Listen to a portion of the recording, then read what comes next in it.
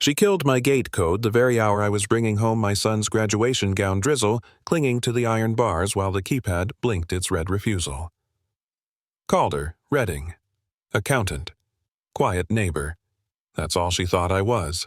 In the glove box, a faded survey map rested like a secret loaded spring. Ever seen someone trip the wrong wire? The rain had been falling since before dawn, not hard enough to blur the road, but steady the way it sometimes settled in here for days. The familiar curve of Lakeview Drive brought me to the wrought iron gate, its black bars slick with the drizzle. I eased the truck forward, rolled down the window, and reached for the keypad without thinking. My fingers knew the code better than my phone number. 4 digits, a pause, then 2 more. Usually, a soft green light blinked, the gate's motor hummed, and the panels folded back like curtains at a matinee. This morning, the screen stayed red. Access denied. I frowned, leaned closer, and tried again more slowly as if the machine might appreciate the courtesy. Red again. Behind me, a car's wipers beat a steady rhythm, the driver waiting for me to go through. I lifted a hand in apology, pulled forward a foot to give them a better angle on the keypad, and tried once more. Red. Greg stepped out of the glass booth, his jacket zipped to the chin, the wet already darkening the shoulders. He'd been at this gate since before Lenore and I moved here. We'd traded more weather reports than personal news. His face was polite, but something in the way he didn't quite meet my eyes put a weight in my stomach. "Morning, Mr. Redding," he said. "Morning, Greg. System down." He shifted, glanced toward the HOA office across the lane. "No, sir. Codes? Temporarily suspended." The words hung there heavier than they should have been. "Suspended," I repeated. "For what reason?" He swallowed, fingers fidgeting with the hem of his sleeve. "They didn't tell me. Just that any questions should go through the board." The drizzle tapped against the truck's roof. Somewhere beyond the gate, the lake was a muted sheet of pewter under low clouds. And in my mind's eye, I saw the wooden sign in my office, Private Lake. Redding family, since 1971. The one my grandfather had carved by hand. I could still see him hammer in one hand, the brim of his cap shadowing his eyes, letting me hold the nails while he drove each one home.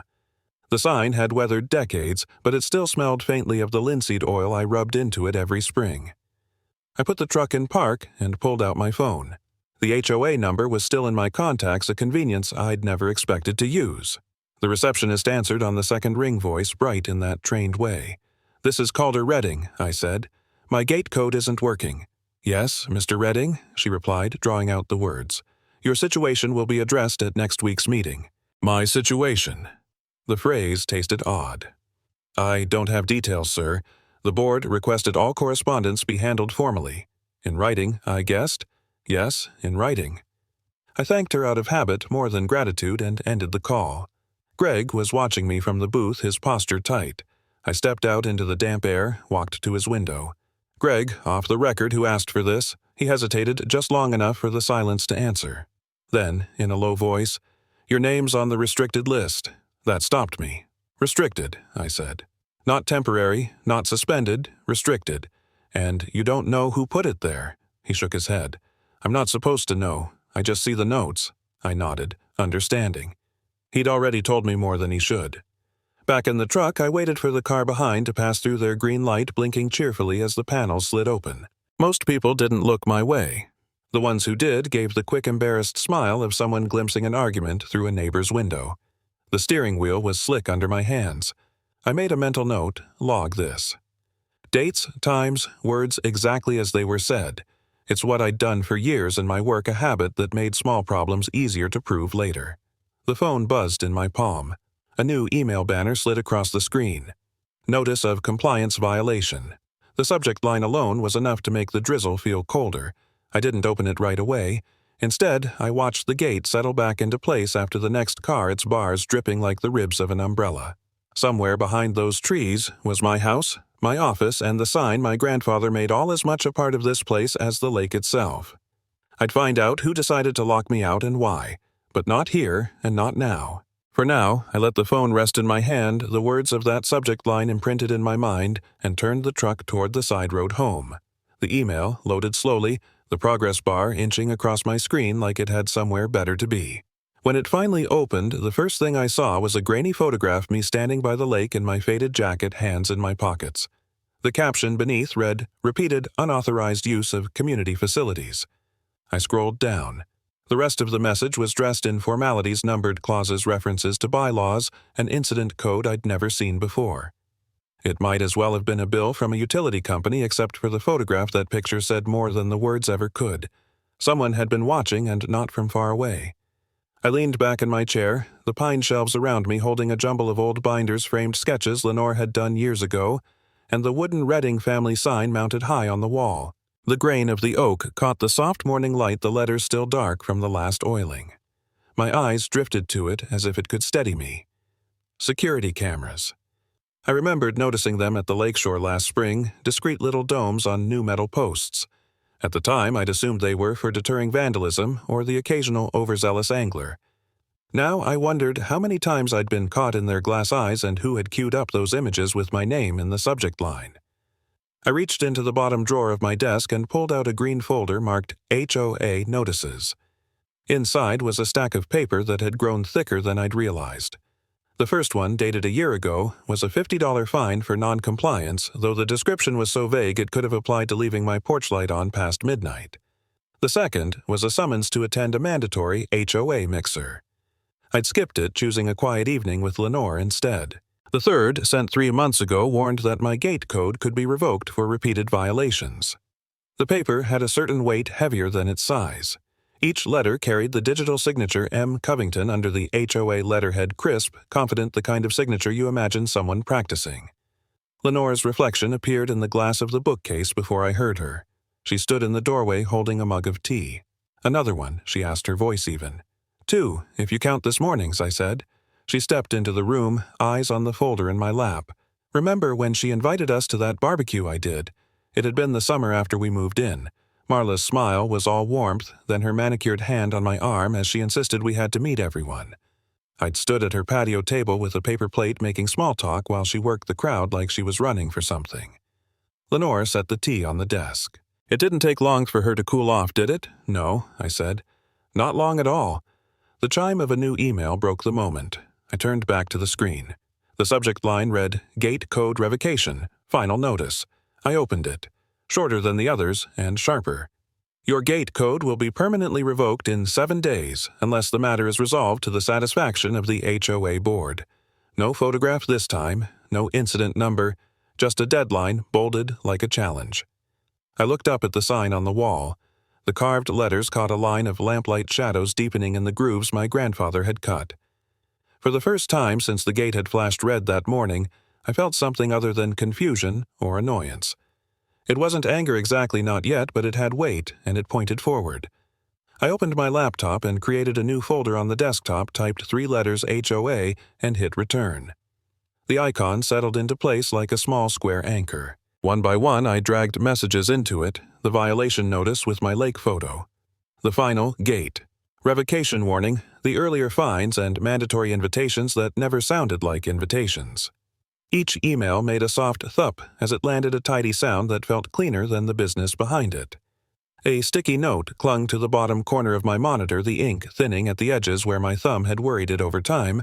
"Check original HOA agreement." I pressed it down, smoothing the curl. Beside the keyboard, steam lifted from a mug I'd forgotten to drink, the coffee already drifting from hot to useful. Bram arrived without knocking as usual. My son has a way of coming into a room like he's picking up a conversation you started months ago. He took in the screen, the new folder, the stack of printed notices splayed like playing cards. "Bad morning?" he asked, then didn't wait for an answer. "What do we have?" I slid the chair back so he could stand beside me. "Gate code revoked in 7 days unless I present myself for correction," I said. Photographs. Vague language wrapped in official tone. "And the board will only speak in writing." He leaned over my shoulder, scanning. "Show me the financial statements." I clicked open the quarterly PDFs the HOA sent out as a gesture toward transparency. The tables were a bureaucrat's kaleidoscope, rows of dues line items for landscaping, pool maintenance, insurance, security upgrades, and that catch-all category nobody can explain without a committee. Bram scrolled, eyes moving faster than mine. "Here," he said, tapping the trackpad to stop a page. "Look at the assessments for shoreline properties. You're paying the base rate plus a lakeside special that feeds directly into the reserve." He did the math out loud, cross-referencing a spreadsheet of my past payments I hadn't planned to show him. "Between dues, the special, and that odd surcharge last fall you're covering, Just shy of 40% of the annual budget. I blinked. That can't be right. It is, he said, flipping to another page. They won't see it because they look at categories, not contributors, but somebody did or they wouldn't be so confident about leaning on you if you leave their numbers collapse. I stared at the columns, feeling a familiar professional calm slot into place. Numbers have flavors. These tasted of obligation dressed as fairness. We'll need the original property agreement, I said, and the title documents for the shoreline and access roads. Whatever my grandfather signed, whatever the developer signed later. If they're going to act like the gate is a privilege, we should verify who owns the hinges. Bram grinned. That's the speech? Where are the old papers in the flat file under the blueprint cabinet? Or the closet? Or Harlan's head? I said the last part half-jokingly and felt the name tug at a thread. Harlan Keats, Bram asked. The old treasurer. Friend of your grandfather. He knows where the bodies are buried, I said. Then corrected myself. Figuratively. He remembers every bylaw meeting from the 80s and 90s the way some men remember batting averages. Bram pulled the blueprint cabinet open. The drawers protested with the soft scrape of wood on wood. He sifted through envelopes and labeled sleeves until he found a long cardboard tube yellowed to the color of a legal pad. This looks ancient, he said, handing it over. The rubber bands around it had turned to something like caramel. They snapped with a tired sigh when I touched them. Inside, paper slid forward with the dry whisper of old leaves. I eased the roll onto the desk and waited for it to relax the way you wait for a stubborn thought to loosen. The smell rose dust ink, a shadow of oil and damp that didn't belong to this room or this season. We used paperweights, Lenore's ceramic kiln tests, a brass plumb bob I'd kept from a job, the mug I hadn't drunk to hold the corners as the map settled open. Surveyor's marks latticed the page in neat black geometry bearings, distances, little triangles and circles that told a story if you knew the grammar. Along the lower edge, in a hand I could have picked out of a crowd, was my grandfather's name. The ink had faded to a brownish gray, but the pressure still showed where the pen had bitten the fibers. Bram leaned in until his hair nearly brushed the map. 1971, he read, tracing the date with a careful finger. Easement for ingress and egress along the western approach. Designation of shoreline maintenance rights. That's not nothing. It's more than nothing, I said softly. My grandfather's signature had a hitch in the R from the year he broke his wrist and never got the angle back. Seeing it here was like catching his laugh from another room. The linework marked out the path that later became our road. It defined where the public ended and the private began, and then, in tidy legal phrasing, insisted people remember. Bram opened his laptop and began building a folder structure to mirror mine. We'll scan this, he said. And the title pages. Cross-reference with the county recorder. If the HOA ignored easements or misunderstood the reserve obligations, it changes the tenor of their threats. Their threats? I repeated. The phrase fit better than the receptionist's situation. He toggled back to the HOA statements. Also, I want to look harder at security upgrades. That's where the gate maintenance sits, and it's been inflating. If reserve funds were diverted without proper vote, we have leverage that isn't about you at all. I nodded. Call Harlan. Ask if he still keeps archives. Bram arched an eyebrow. You think he doesn't fair point? He cataloged your grandmother's recipes by spice. We worked in companionable quiet for a while. Scanner lid, thumping paper, feeding the mouse, clicking through file names precise enough to make lawyers smile. Outside, the drizzle softened to a film on the window, the light shifting from pewter to something warmer. The office smelled like coffee gone cool and the faint mineral scent of the old map. I rolled the tube, gently coaxing the curl out of the paper with palm-flat pressure. In the margin, there were two initials I didn't recognize, surveyors or witnesses maybe, and an embossed seal pressed so hard it left a ghost on the desk blotter beneath. Bram looked up from his screen, eyes bright. If this holds up, he said, a grin breaking across his face, they've been messing with the wrong guy. Harlan's cabin met me with the scent of cedar and old paper, a dry, resinous mix that felt like stepping into a well-kept memory. Boxes were stacked waist-high along the hallway, each labeled in his tidy block letters. Bylaws, 9299. Insurance claims, dock permits. Like a cartographer's legend to a small country only he could navigate. He waved me toward the lakeside study where late afternoon light slatted through blinds and turned the dust motes into slow gold. Set your map here, he said, clearing a rectangle of desk with two efficient sweeps. Wiry as a fence post, he moved without hurry, the deliberate pace of someone who never wastes a step. His half-moon glasses rode low on his nose, Behind them, his eyes had that bright, amused glint I remembered from my grandfather's wake when Harlan had told a story about a stuck tractor and a Sunday suit. I unrolled the 1971 survey. The paper made a small crackle, the sound of a page remembering how to be flat. Harlan leaned in, one fingertip hovering above the compass rose as if not to bruise it. "Good paper," he murmured. Rag, content. "They don't make it like this because they don't expect you to keep things this long." He traced a bearing with the blunt end of a pencil. "Ingress and egress easement western approach recorded. See the notary seal. That halo is pressure through to the next sheet. Your grandfather signed with a heavy hand." He tapped the signature. "That's as valid as the day he wrote it." I felt the breath ease from my chest the way tension releases in the jaw without asking. "So the gate belongs to the road, which is governed by the easement which nobody on a board erases with a memo," he said. He looked up at me, the glint sharpening. "But they'll act like they can because pretending is cheaper than reading." He slid the survey aside with care and reached past me to a tall metal filing cabinet. The drawer handle lifted with a metallic click that echoed in the small room. He pulled out a folder thick enough to warp its own tab, Treasurer Reports, 2000s. Paper whispered as he set the stack down. "Do you remember the gate upgrade back in '05? He asked almost casually. "I barely lived here then," I said. "I remember a new keypad and better cameras." He flipped to a time-stamped ledger, ran a finger down the right-hand column. What you didn't see was the funding trail. They called it a security modernization, tucked it under maintenance. But note the transfer code. He slid a page toward me and tapped an alphanumeric string. "Reserve, fund, retirement reserve. Mind you reallocated to security with no recorded owner vote. If they used retirement reserves for a capital improvement, they needed a supermajority or a separate instrument. I told them as much at the time." "And they did it anyway," I said. He winked without smiling. "Boards prefer apologies to permissions. Here, look at these 2 months." He laid another report beside the first so the lines matched across the seam. "Transfers from reserve to a vendor account," then he reached into a smaller box and fished out a stapled packet of canceled checks payments to an LLC formed the same week. "That LLC is connected to a personal account." He tapped the name on the top line. "M. Covington." I didn't say anything for a moment. The lake outside hissed with breeze, the blinds ticking faintly as they shifted. "You kept copies. I was treasurer," he said, as if that were both explanation and oath, and I knew this day would come. They never imagined the old man with the fountain pen also knows how to read a routing number. He slid the pages to me, each one giving that dry crackle of aging paper as it moved. The ink had held like good decisions. The pencil notations in the margin his were neat and spare. "Misuse of reserve funds isn't just a policy breach," he added. "It's a narrative. People don't get mad at columns. They get mad at stories. Theirs will be simple. They took what wasn't theirs and hid it under a different name." "Will it hold?" I asked softer than I meant to. "It will," he said, "as long as you don't give them a better story, like Angry Man at a microphone. Quiet wins this kind of thing." He drew another box closer, archived notices and votes, and produced a slim folder labeled Access Gate.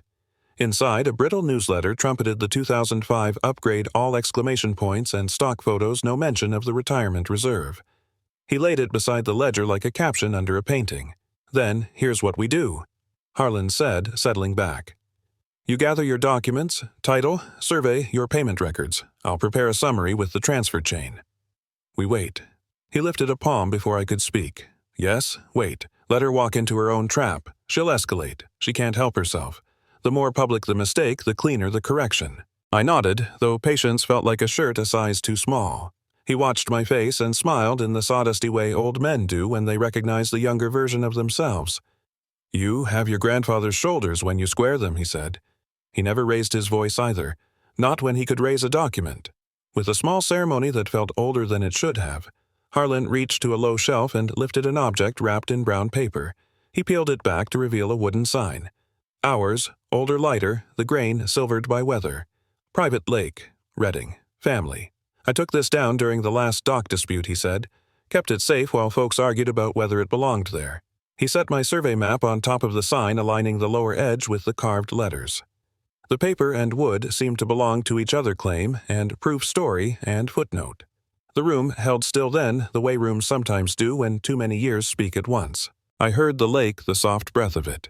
I heard the patient weight of paper. A vibration in my pocket broke the quiet. I fished out my phone.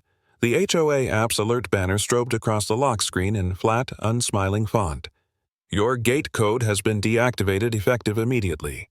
By late summer, the drizzle had given way to heat, the kind that lifts a mirage off blacktop and makes the gate shimmer like it's breathing.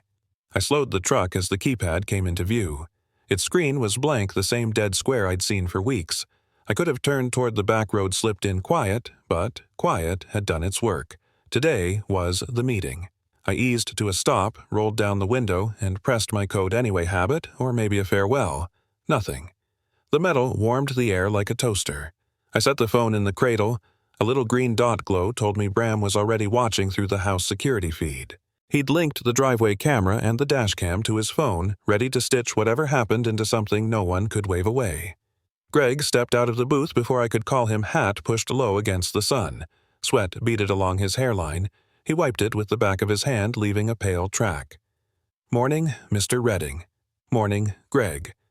I nodded at the keypad. Still not authorized. He worked his jaw. That's what it says. He didn't look at the screen. He didn't look at me. Instructions are the same. I appreciate you telling me, I said, because he was the one who had to stand here after I drove off. I'm going to document it, all right. He lifted a shoulder that wasn't quite a shrug. I tapped the non-emergency number, put the call on speaker. The operator took my name, location, the nature of the issue. I kept my voice even, the way I do when narrating a mistake on a balance sheet, clear, complete, verifiable. It's a civil access dispute at a controlled gate, I said. I have property deeds and the HOA's financial statements on hand. I'd like an officer present to observe. 2 patrol cars arrived without the drama of sirens. Just the low burble of engines, a mild interruption in the summer hum. The officers were young enough to look unwrinkled in the heat. One took in the booth, the keypad, the trickle of cars slowing to see what this was. The other clicked a pen and pulled out a small notebook that looked strangely analog in the sun. Morning, the first said. What's going on today? I handed over the clear plastic sleeve from the passenger seat, the deed, and the 1971 survey on top, copies of recent HOA financial reports underneath. The sleeve had a zipper edge that sealed with a little scratchy sound. I'd chosen it on purpose. Paper looks different when it's protected. My code has been disabled by order of the HOA, I said. I'm on their restricted list. I'm here on the day of the meeting to ensure the denial of access is documented by a neutral party. You'll find the easement language along the western approach and hear my payments and special assessments. They total roughly 40% of the annual budget. The pen clicked again. The officer, holding the sleeve, angled it away from the sun eyes, moving over the embossed notary seal, the survey bearings, the line item for security upgrades. Behind us, a sedan rolled up. The driver peered over her sunglasses, then pretended to examine her nails. Greg kept his gaze somewhere near my front tire. So, you're saying the HOA won't let you in, the note-taker asked. They're saying my code is not authorized. The road is subject to an easement recorded in 1971. I kept my hands visible on the wheel rim, not because I needed to, but because habit is a kind of courtesy.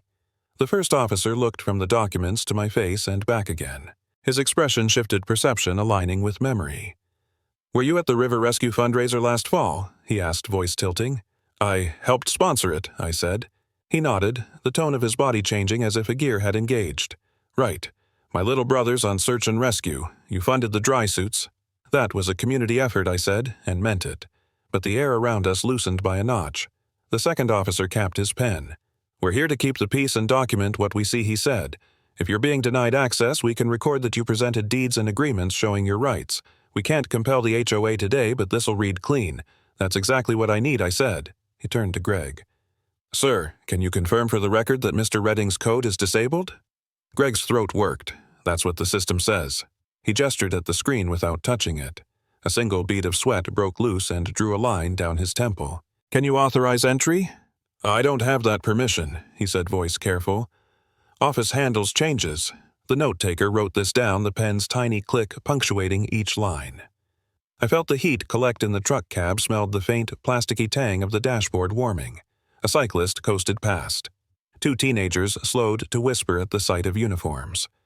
Bram's name pulsed on my screen, once a small check-in text. Rolling. I didn't reply. Mr. Redding, the first officer said, closing the sleeve and handing it back, we'll include our observations in the call log. If there's a dispute about access at a later date, it'll help your case. Thank you, I said, sliding the documents back to the passenger seat, the zipper edge rasping shut like a quiet verdict. From the HOA office across the lane, a door clapped open. The air sharpened a degree the way it does before a storm you can't see yet. Marla stepped out with 2 board members drafting behind her like punctuation, sunglasses perched on her head.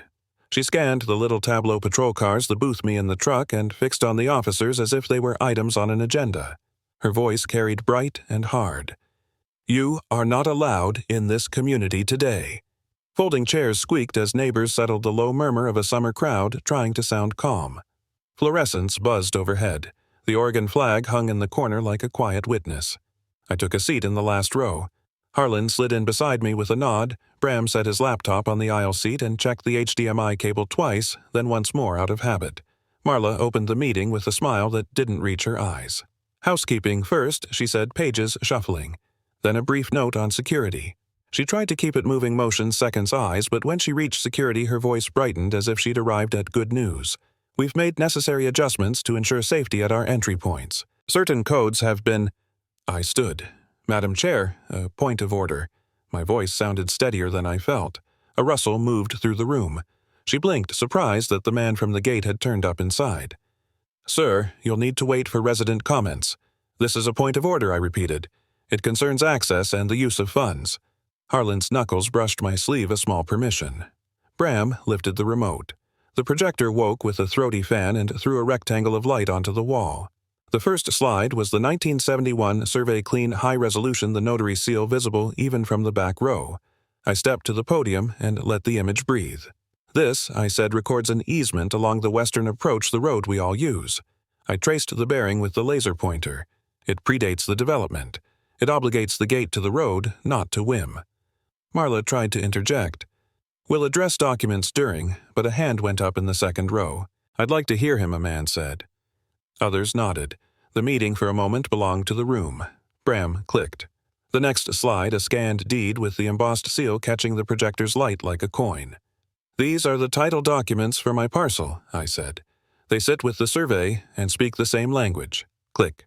The quarterly financials appeared, dense columns cleaned up into a readable chart. "This is what I've paid into our budget. Dues, special assessments, a lakeside surcharge that roots into the reserve. Add them, 40% of the annual budget comes from one household. Mine."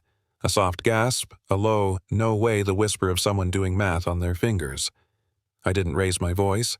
Last month my gate code was revoked. Today, again. The road bound by this easement was closed to me while my name was placed on a restricted list. I'm documenting this because it matters how we treat each other, and because where our money comes from and where it goes are not separate questions. Marla found her footing. "Security decisions are confidential," she said crisply, "and individual contributions are not relevant to—" "Play the clip," Harlan murmured. Bram tapped the space bar. The screen filled with the gate in full sun, the keypad's dead stare, Greg's careful posture, 2 patrol officers at ease. Our voices carried clearly the date, the time, the phrase not authorized. The room listened, heads tilting as if to catch every word. Click. Harlan's summary appeared, ledger lines, transfer codes, dates from 2005 that lined up too neatly. He'd bracketed 2 months in red and added a tidy arrow to a vendor account. Beside it, the formation record of a brand new LLC, and below that, a bank statement with a familiar name on the receiving end. I didn't say the name. The slide did it for me. M. Covington. Chairs creaked. Someone whispered, "Retirement reserve." Another voice answered, "That's not legal without a vote." The projector fan whirred louder, as if embarrassed to be part of this. Marla's smile vanished. "Those documents are taken out of context," she said, but the sentence landed flat. I let the silence collect. Then I set the plastic sleeve on the podium, the zipper edge rasping like a match. "I'm not asking for a scene," I said. "I'm offering terms that keep this room from tearing itself up." I looked at her, then at the board. "Restore my gate access today. Issue a public apology at the close of this meeting. Resign as chair." Someone in the back, quietest man in our cul-de-sac, said, "Seems fair." A few others murmured agreement. The board members flanking Marla glanced at each other, identical small flinches. She opened her mouth and closed it. Her gaze flicked to the slide with the LLC formation date, then to the audit summary Harlan had condensed to a paragraph any layperson could read. Behind me, Bram muted the projector just enough that the wall held a ghost of the documents without shouting. "What if I don't?" she said, finally. chin lifting. Then I answered, still even, I file a complaint with the county initiate civil action regarding misuse of reserve funds and move to suspend the board pending investigation. The patrol officers who witnessed the gate incident will provide their log. I'd rather not. Neither would you. The room waited. Outside, a boat engine stitched the lake with its thin, distant thread. Marla's shoulders fell a fraction. We can restore your access, she said, immediately. Her voice frayed on the last word, and the apology, someone called. Her jaw worked. At the end of new business, she said, and the resignation I asked. A longer pause. Then, effective tonight. Bram cut the projector. The fluorescence returned flat and unforgiving. For the first time all summer, the room exhaled together as if we'd been holding a breath we didn't know we shared. I gathered my papers. On the back wall, the faint afterimage of the old wooden sign lingered where the projector had warmed the paint letters I could almost read. Harlan's hand found my elbow, a ghost of weight. Easy, he murmured, though there was nothing in me now but ease. From the hallway came the hollow clack of the HOA office door. News travels fast in small rooms, faster still when it's finally true. The certified letter came with a green receipt card tucked under the flap, the kind of official paper that smells faintly of dust and toner. Full financial audit initiated the interim board's header read, followed by dates the name of a volunteer CPA and a request for any materials residents wished to submit. I set it on the counter beside Lenore's bowl of lemons and for the first time in weeks breathed without checking the clock. We met Harlan at the Lakeside Cafe that afternoon. The place ran warm with espresso and butter-baked scones cooling on wire racks, the windows thrown wide to the glare off the water. Harlan had already staked out a corner table with a view of the dock and arranged 3 mugs, as if he were laying out evidence 2 with cream, 1 black as a gavel. Read this on the walk over, he said, sliding me a stapled packet. Coffee rings had already bled into the first page. Preliminary findings. I skimmed, then slowed. Transfers cross-referenced to invoices no one remembered approving. A chain of payments routed through the same LLC that had starred on Harlan's slide. A tidy bottom line circled twice $50 $487 on news and diverted from the retirement reserve. Harlan's finger tapped the figure with the same dry insistence he used on ledger lines. He didn't say, I told you so. He didn't need to. Lenore leaned in, her hair catching a sliver of light. Are they going to put it back? She asked. They'll have to, Harlan said. Restitution's the easy part. Trust takes longer. Neighbors drifted in and out soft greetings, a hand on my shoulder nods that felt like acknowledgments rather than congratulations. People spoke low as if volume could bruise something new and delicate. On the mounted TV above the pastry case, the local news ran silent. The closed captions crawled through a story about road improvements, then a school board vote, then inevitably our lake. Former HOA chair summoned to court on charges of fraud and embezzlement, the banner read, When the Sound Came Up. A photo of Marla appeared months younger, the smile from a newsletter headshot now carrying a different weight. A clip flickered of a courthouse doorway. A voiceover used words like arraignment and bond hearing. Someone near the register muttered, shame, not unkindly. I looked down at the audit summary again. Numbers tell one story. Rooms tell another. In this room, the story was relief tempered by a cautious math. How do you rebuild without becoming the thing you're rebuilding from? Harlan set his mug down the ceramic, making a soft clock on the table. Bylaws, next, he said. Transparency measures. Quarterly, open books, independent sign-off on reserve transfers, vote thresholds spelled in words. Even a hurry can't misread. Sunlight, Lenore said. Make it boring to cheat. Exactly. Harlan's eyes brightened. And while they're drafting you and I should talk about something else. He pulled a folded page from his jacket, a simple outline titled Community Improvement Fund. Small grants for dock safety, shoreline. Native plantings, emergency equipment for the lake patrol, the sort of work that doesn't make a speech but changes the weather. Seed it with what I asked. Voluntary contributions matched by whoever can, he said, cutting a glance at me so quick it might have been a wink. Trust is built by the people who show up when the lights are on. Lenore turned the page and smiled. This feels like us, she said. The door chimed. An interim board member, Jenny from the North Loop, cheeks wind-flushed, stepped inside and spotted us. She hesitated, then came over carrying a manila envelope bristling with sticky notes. I won't interrupt long, she said, resting a hand on the envelope like a oath. We finalized the motion to rewrite the bylaws. Open ledgers, independent audits, digital archives. Harlan, your draft saved us weeks. Calder. She looked at me the way people do when they've decided something on the walk over. We need a chair for the new finance committee. Someone who knows how numbers behave when nobody's looking. Would you consider it? I watched the sun climb a notch on the lake and lay a clean path toward the far shore. In the glass, the news looped back to the courthouse doors. In the corner of the screen, a timer counted down to weather. Harlan's finger found the audit total again, light as a metronome. A thin crescent of coffee dried on the packet's edge. The room smelled of sugar and warm air, and something steadier than either. I'll think about it, I said, and meant I already am. The new gate didn't grind or clatter the way the old one had. It hummed a low, confident note. I eased forward until the scanner found the code in my fob. A single beep, clean as a tuning fork, and the panel slid aside on a ribbon of sound. The indicator washed green across the faceplate, a color that landed somewhere between permission and promise. I let the truck idle a moment, watching the armature glide in its track the way a good sentence finds its period. Feels right, Bram said from the passenger seat. He had his elbow on the window ledge, eyes on the mechanism like a mechanic listening to a newly rebuilt engine. We should put something in writing about the lake, Dad. Not just the past-future stuff. Make it clear what can't be undone. An instrument, I said. Simple, legible. The word easement had lived in our mouths all summer. It would be almost a comfort to draft one more document that said plainly what we mean. We parked near the community hall and met Harlan and Lenore by the path down to the water.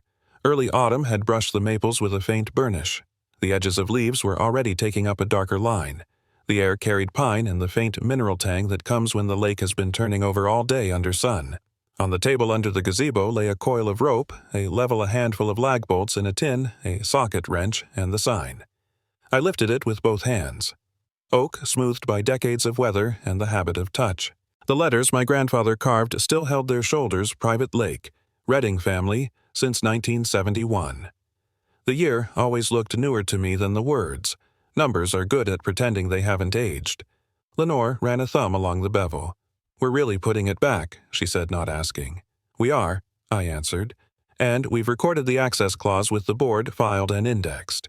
The interim chair had signed an acknowledgement that afternoon, the road's gate to be maintained by the association, the ingress protected by the original instrument, and this supplemental one, the sign to be kept in good repair as a marker of that understanding. I wrote the language so even a hurry couldn't misread it. Harlan watched the lake as if it might speak. Quiet resolve lasts longer than noise, he said half to himself. Boards come and go, paper abides. We walked the short slope to the posts we'd set earlier. The old holes still knew where to receive the bolts. Bram tested the fit, squatted to check level, then looked back at me with the quick grin I remembered from when he was 10 and we were fixing a crooked shelf. I held the sign while he seated the first lag with the socket. The wrench gave a contained click with each turn a small metallic punctuation. Lenore steadied the opposite end and called out bubble marks while the wind worked in the tops of the firs. People drifted down the path in ones and twos the way neighbors will when there's work that looks more like watching. A couple from the North Loop had a bag of stainless washers for the weather. A teenager with a camera asked if she could take a photo for the newsletter, but like the real one. Someone set a thermos of coffee on the bench. No speeches, no handshakes that tried to mean more than they did. Just the human hum around an ordinary task. We'll keep the gate on the maintenance schedule the way we should have all along, Jenny had told me earlier when we signed the addendum. Monthly reports posted to the portal. The fund Harlan drafted, we already have pledges. She'd paused, smiling crookedly. Boring, in the best way. Good, I'd said. Boring is a kind of safety. Now, Bram set the final lag in the pre-drilled hole and ratcheted it home. The head seated with a satisfying, solid clack. For a second, the sign wavered and then held perfectly true. The engraved 1971 caught a runnel of light squeezing between two clouds and threw it back like a small coin flipping in slow motion. Harlan stepped closer and rested a hand on the top rail. Your grandfather would have approved of the level work, he said. He was always fussy about plumb. He taught me to square my shoulders before I squared a line, I said. We stood together in the pine-scented air looking at the letters as if they'd just learned to speak. Down by the dock, the water took the sky and laid it flat gold shot with a little silver where a breath of wind crossed it. I could hear a boat far off the soft chuff of an outboard at idle, then quiet again. Lenore slipped her arm through mine. About that instrument, she said. Let's finish it this week. We will, I said. In my head, the sentences were already marching into place. Purpose scope definitions, a clause for stewardship, another for notice signatures where they belong. Bram would file the county copy. Harlan would tuck ours into whatever labeled box is reserved for the long view. We gathered the tools, coiled the rope, brushed sawdust from our palms that wasn't there. The sign looked less like a claim than a memory remembered correctly. Behind us, the gate warmed under the last of the sun and then cooled as shade moved across it. When we climbed the path back to the lot, the green indicator on the scanner blinked once as if in farewell. At the top of the rise, I turned for one more look. The lake surface smoothed under the dusk the way a thought does when it finally knows its own shape. Calm isn't the same as finished, but it's enough to walk home by. That evening, as the lake cooled under a fading sky, the restored sign caught a stray glimmer from the street lamp, not shouting its presence, just standing where it belonged. I thought about how some repairs are more than wood and bolts. They mend the quiet places in you that no one else can see. Justice, when it finally arrives, doesn't need a trumpet, just the steady hum of things working as they should. Sometimes we rebuild not to change the past, but to protect what's worth keeping. Has life ever handed you a second chance in disguise? I'd like to hear your story in the comments.